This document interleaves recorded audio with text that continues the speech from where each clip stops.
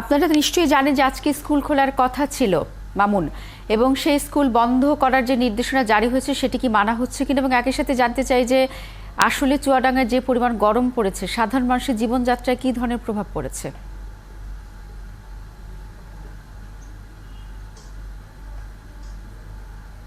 শ্রাবণী, শুভ সকাল আপনাকে।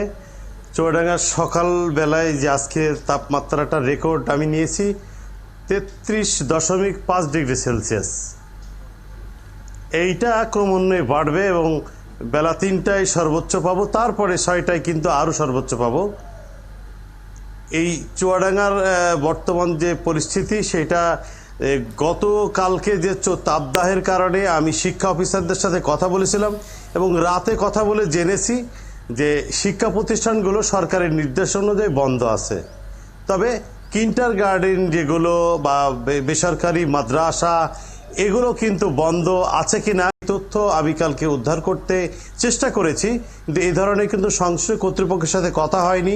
তবে আমি যেটা যতদূর জানছি যে মাদ্রাসা এবং অন্যান্য আধা সরকারি শিক্ষা প্রতিষ্ঠানের অনেকেই যে কিন্ডার গার্ডেনগুলো তাদের কিছু কিছু বন্ধ আছে, কেউ কেউ ক্লাস করাচ্ছে। এই বিষয়ে সরকারি নির্দেশনা তারা মানলে পারে হয়তো বা এই শিশুরা এই গরমের হাত থেকে রক্ষা পাবে। আর চুয়াডাঙ্গাতে যে এই তাপদাহের কারণে যে সবচেয়ে বড় সমস্যা, সাধারণ খেটে খাওয়া মানুষগুলো আমরা বলছি যে তারা খুব কষ্টে থাকে। বিশেষ করে যারা একদম তৃণমূল পর্যায়ের মানুষ, যাদের না বাইরে বের হলে কাজে না গেলে খাবার জুটবে না, তারা কষ্টেই আছে।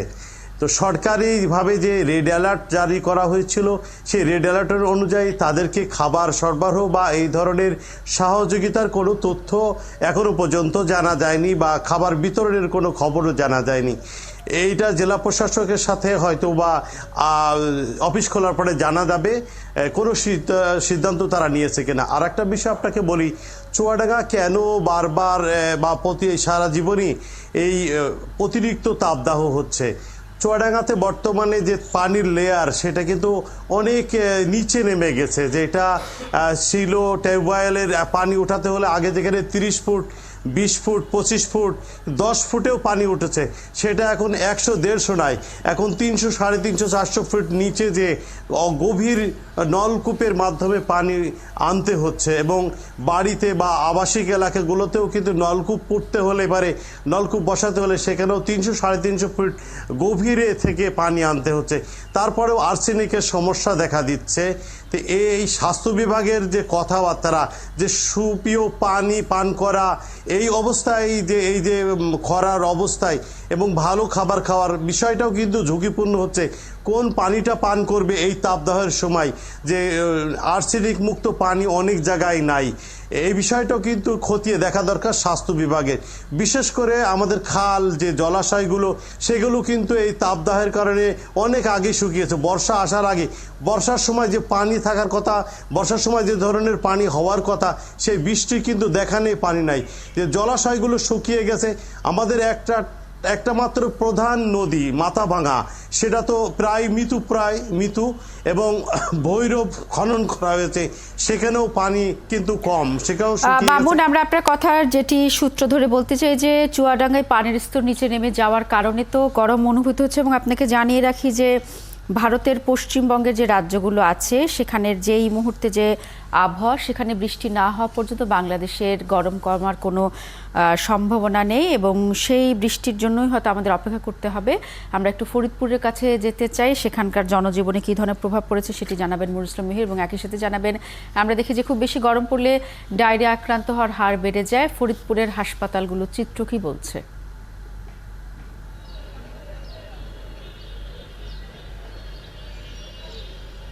শারমিন, গত কয়েকদিন ধরেই কিন্তু তাপমাত্রা বেশি রয়েছে এবং গতকাল সর্বোচ্চ তাপমাত্রা ছিল ফরিদপুরের 40.8 ডিগ্রি সেলসিয়াস, এবং কয়েকদিনেই কিন্তু 38-এর উপরে রয়েছে, 38 ডিগ্রি সেলসিয়াসের উপরে রয়েছে তাপমাত্রা। তো এই তাপমাত্রা বেশি থাকার কারণে এখানকার মানুষের জনজীবনে প্রভাব পড়েছে।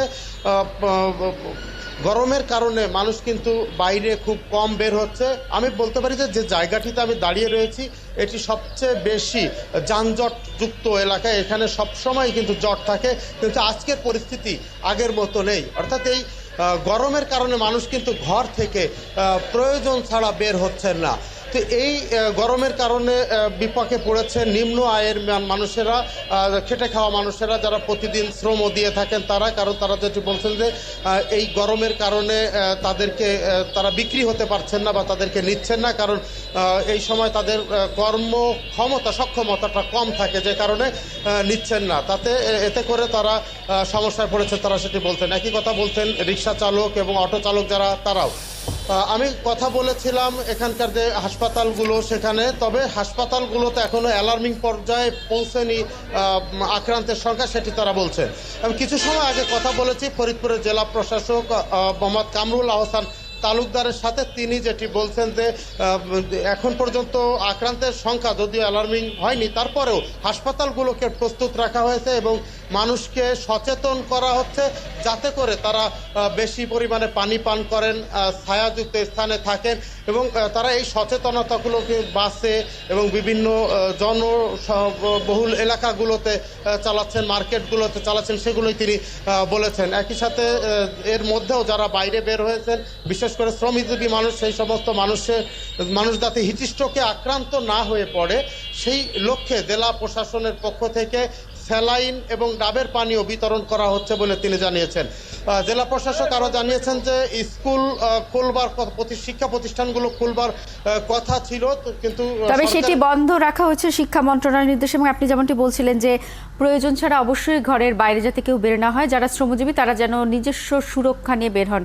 আপনাদের দুজনকে অসংখ্য ধন্যবাদ। চুয়াডাঙ্গা থেকে এম এ মামুন যুক্ত হয়েছিলেন এবং ফরিদপুর থেকে মুনুল ইসলাম টিটু, দুজনেই বললেন সেখানকার আজকের দিনের এই মুহূর্তে সর্বোচ্চ তাপমাত্রা এবং প্রশাসনের পক্ষ থেকে কী কী পদক্ষেপ নেওয়া হয়েছে।